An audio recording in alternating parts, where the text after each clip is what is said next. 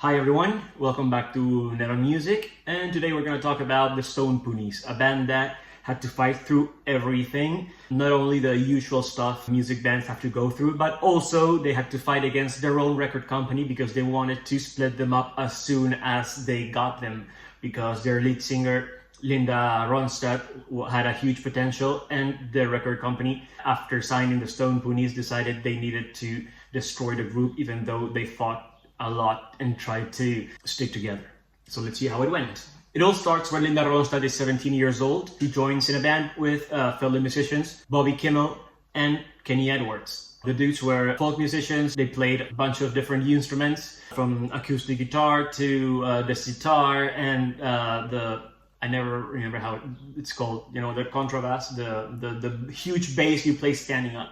So they were like really good musicians, and they had already started venturing into songwriting. Linda Ronstadt used to perform in her own town in Los Angeles with her siblings, and they were called the Three Ronstadts or something like that. And Linda already had a strong stage presence. She knew how to behave in a stage, and also she had this very characteristic thing that she used to go on stage barefoot, which apparently was something people were kind of remembered for. So the band started out and they were doing the whole Los Angeles club scenes, playing around folk clubs. Bobby Kimmel started writing most of the songs, and they got the attention of a record company. And when they were about to sign, they found out the record company actually wanted to turn them into a surf rock band, so they decided not to go with that. Eventually, they had a manager, and after watching them perform in a few shows, the manager says, "I can get your chick singer a contract, but I'm not sure about the rest of the band," meaning the other two guys. So that was kind of awkward, and they decided to take a break for a while. And after they got together again, the manager actually managed to get them a real record contract for the three of them as the Poneys, and they recorded their first album, which is made out of mostly songs written by Kimmel. Edwards contributes one song. All three of the guys contribute with vocals. Linda Ronstadt gets a couple of lead vocals, but it's not the main lead singer. She's usually doing backup vocals. And the album wasn't noticed by anyone, not even Linda's grandma bought it. So it was kind of disheartening. The record company was starting to push forward to destroy the band as soon as possible. So on the second release of the first album and the reprint, they decided to label it as the Poneys featuring Linda Ronstadt. And on the sticker on the front of the album, they highlighted the songs that Linda sang lead on. So the band was kind of confused about this whole let's push Linda forward, so they decided to take a break again. And then it was the manager that said, "Hey guys, you really have something special going on. Let's really focus on doing a commercial record, but this time we're gonna work a little bit different. First off, Linda Ronstadt is gonna be the main vocalist on every song on the album. Second, we're gonna hire extra studio musicians to make the arrangements sound more commercial as well." And they all agreed to that. And they started recording the album Evergreen Volume 2, in which Linda sings lead vocals on every single song except for the tracks Evergreen Part 1 and Evergreen Part 2, which are sung lead by Kimmel. And the second one is an instrumental. So it was kind of done the way the recording company wanted it to. The record company wanted it to go. Also, if you see the cover of the album, you will see it's Linda standing front looking beautiful, and the other two guys like in the background, not even focused on the picture. Still, it was even more dramatic than it sounds for Kimmel and Edwards. Even though Kimmel had written most of the songs for Evergreen Volume 2, they had chosen a couple of covers. One of them became the Poneys' first big hit, like topping the charts of the Billboard, which is a song called Different Drum. They had been performing this cover on their live shows, and they decided to include it on the album, but the record company and the producer and the manager thought this song had potential, but it had potential only if they did it their way. So when Linda went to record the vocals, she was invited alone without the other guys, and she started singing over a recording, an instrumental version of the song, where Kimmel and Edwards hadn't even played anything at all. So it was just a track created by studio musicians where Linda sings lead vocals on. So of course, when the guys found out about it, they were pretty much disappointed because they weren't included in one of the songs on their own album. And also on one of the tracks called Back on the Street Again, the recording company wanted to invite another male singer for some reason, because both Kimmel and Edwards are male singers,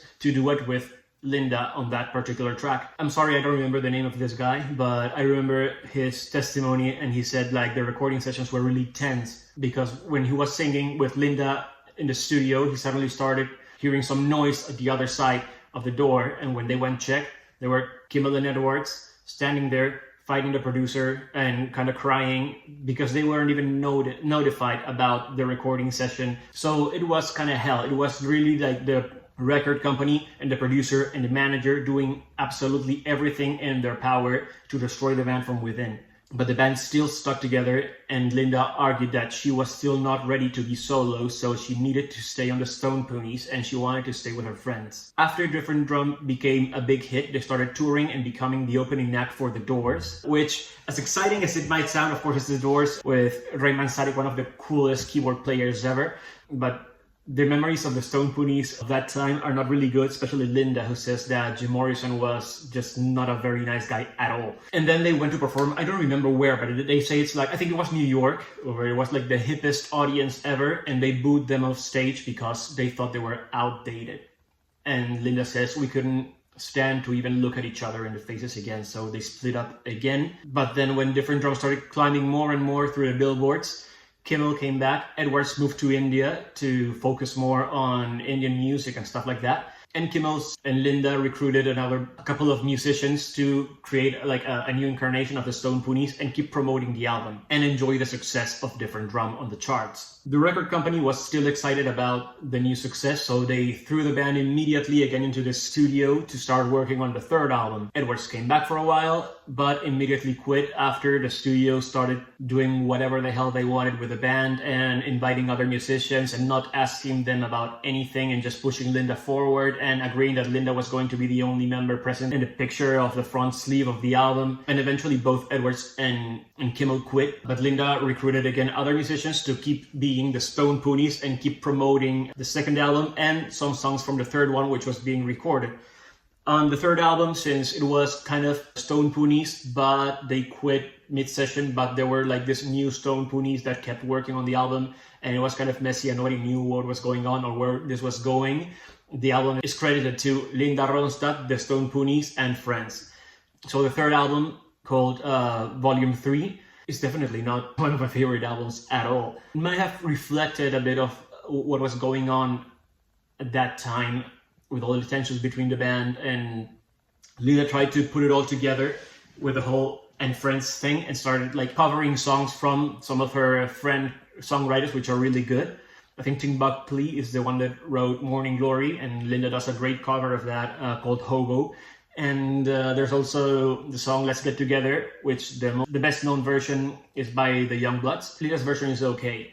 So the third album was unofficially Linda's first solo album. So apparently this story has no happy ending for the Stone Poneys because the record company won. They actually managed to split them up to record the songs the way they wanted, cheating on the guys, hiring extra musicians, not having the guys know when they were going to partake in a recording or not knowing if the songs used on the album even featured them or not, having their biggest hit be a song they are not featured on, they don't play any instruments on Different Drum, and ultimately having their name on an album where they only contributed 2 songs. So I understand that it must have been a very awful situation.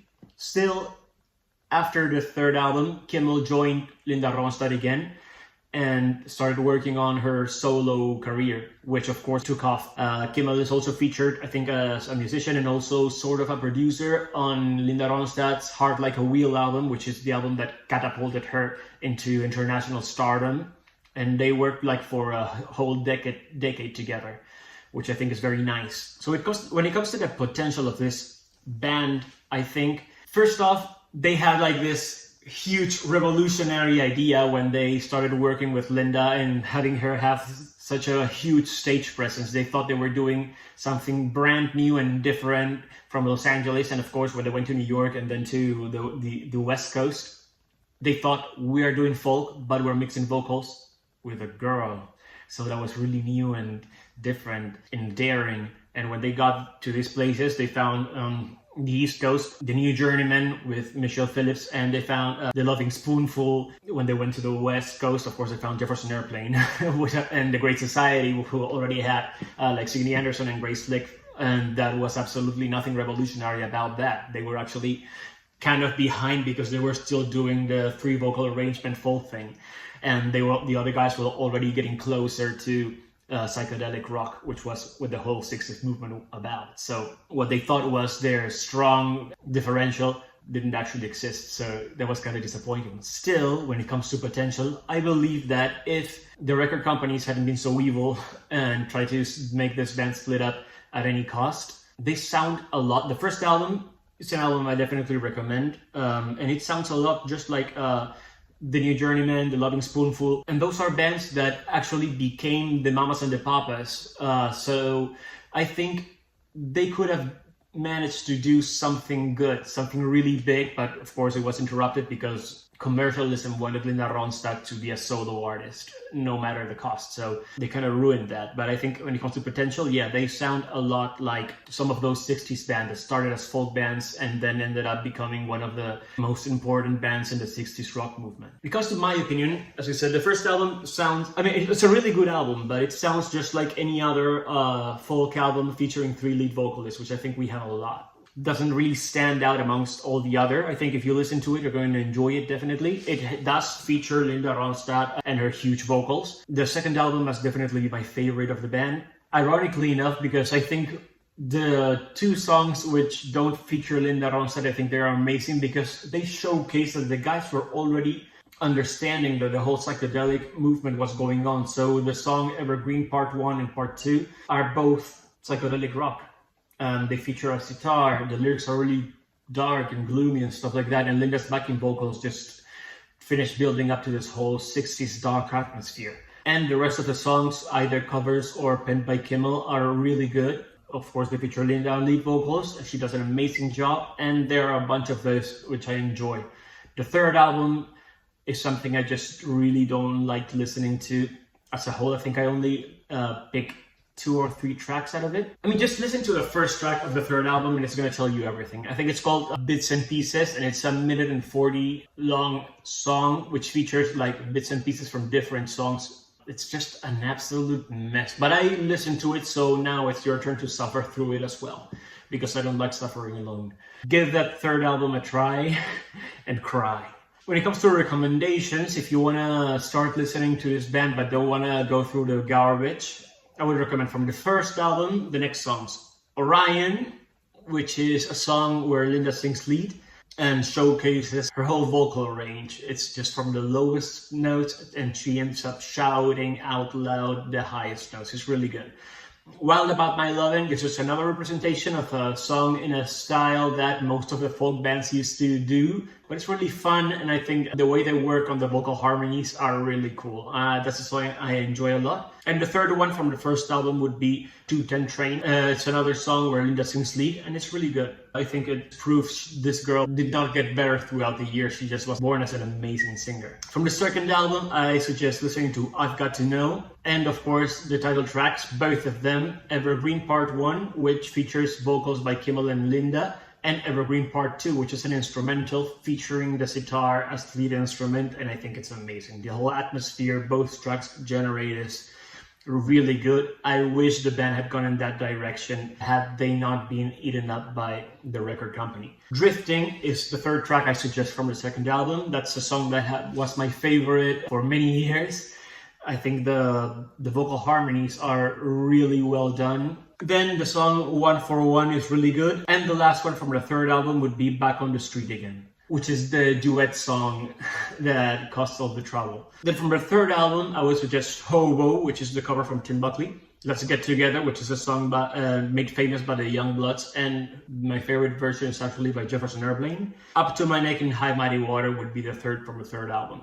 Again, nice songs, but I'm not sure if they do sound like the Stone Poneys or not. And that would be my review from this band that's so accidental, but I think it's great to take a look, like peek into what some bands have to go through when they try to accomplish their dreams and do the music they actually want to do and end up being absolutely manipulated and cheated out of what they actually deserved. Definitely recommend it.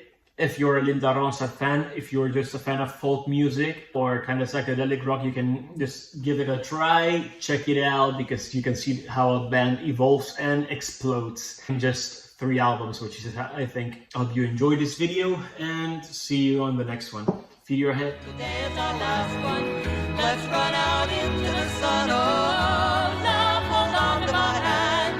Hold on as long as you can, for we're just like you.